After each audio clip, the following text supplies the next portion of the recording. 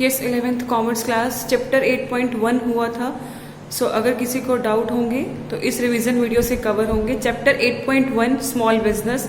Small business क्या होता है बेटा? वो बिजनेस जो इंडिपेंडेंटली ऑन किया जाता है, स्टार्ट किया जाता है और एक लिमिटेड कैपिटल और लिमिटेड प्रॉफिट के साथ किया जाता है। इसमें जो कैपिटल है, पैसा इन्वेस्ट है, वो बहुत कम अमाउंट का होता है और सेल भी उसके अकॉर्डिंग होती है।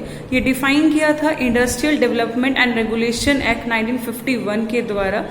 जो ये डाटा है ये चेंज हो चुका है, that is updated. Please book में है जो अपडेट कर लेना। Micro small and medium enterprise आती है स्मॉल बिजनेस में। Manufacturing sector and the service sector.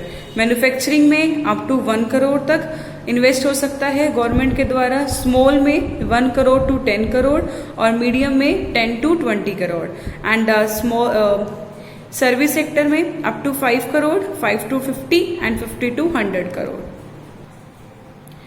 Now role of small business in India, क्या रोल है इसका?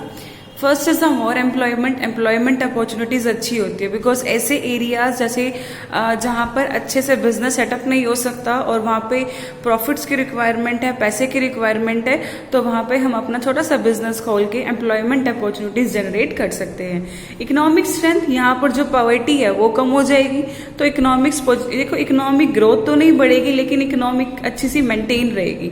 Opportunity for the artisan means ऐसे आर्टिस्ट हैं जिनके पास टैलेंट अच्छा है लेकिन वो काम नहीं कर पा रही है, उनको एम्प्लॉयमेंट नहीं मिल रहा है, तो उनके लिए बेनिफिशियल है। बैलेंस रीजनल डेवलपमेंट, जो रीजनल है मीन्स जो एक एरियाज होते हैं उसमें अच्छे से बैलेंस हो जाता है। Promotion of standard of living, ये तो है ही सही कि उनको एक स्टेटस बढ़ जाएगा कि yes we are independent, we are earn people, हम कमा सकते हैं, तो यहाँ पे जो उनका स्टैंडर्ड ऑफ लिविंग है वो थोड़ा बढ़ जाएगा।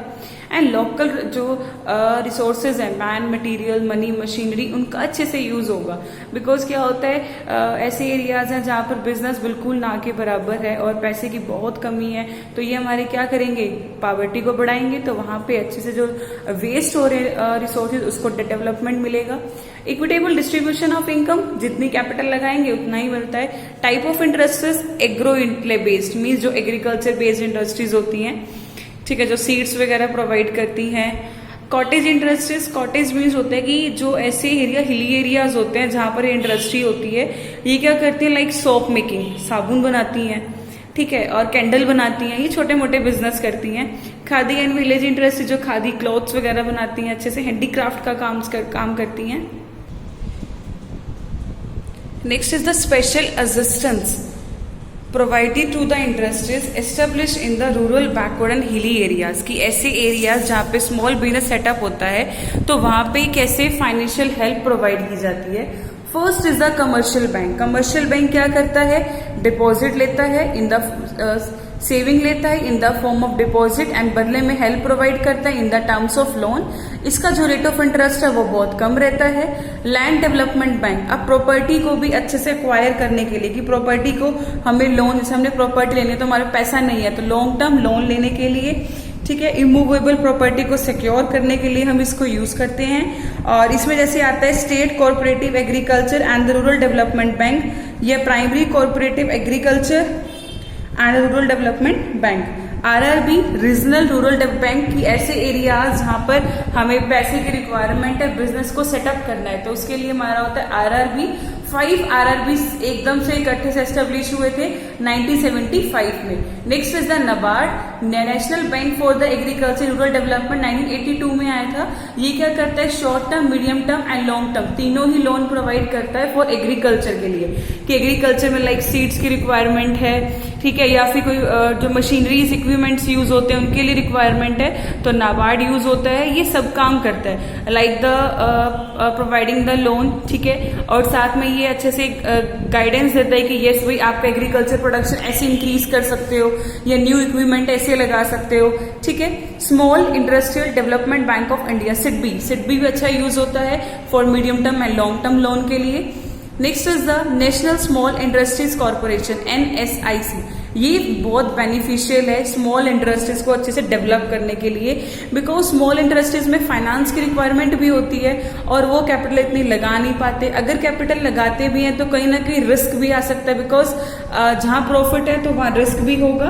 तो इसके लिए हमारी आई थी NSIC, national small industrial corporation limited. ये 1955 में बनाया गया था स्टेट गवर्नमेंट में। इसका मेन होता है कि जो इंडिजीनियस है, जो मतलब हायर मशीनरी, हम मशीनरी को परचेज करना चाहते हैं तो वो क्या करेंगे, रेंट पे मशीनरी दे देते हैं। इससे अच्छा खासा उनका प्रॉफिट हो सकता है, ठीक है। और उनको रॉ मटेरियल अच्छे से प्रोवाइड करते हैं, मशीनरी को अपडेट करते हैं, एडवाइस प्रोवाइड करते हैं कि यस भाई आपको ऐसे बनाना चाहिए। Next is the DIC। अब हर एक डिस्ट्रिक्ट की बात करी जाए तो बनाया गया हमारे लिए district industrial sector, DIC, DIS भी बोलते हैं, डिस्ट्रिक्ट इंडस्ट्रियल सेक्टर।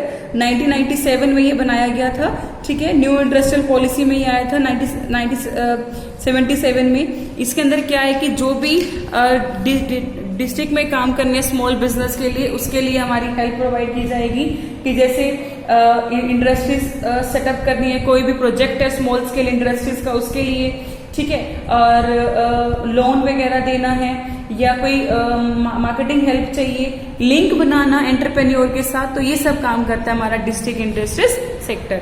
तो 8.1 कंप्लीट हुई। आप इसको कंप्लीट समझें and then solve the case studies. Thank you.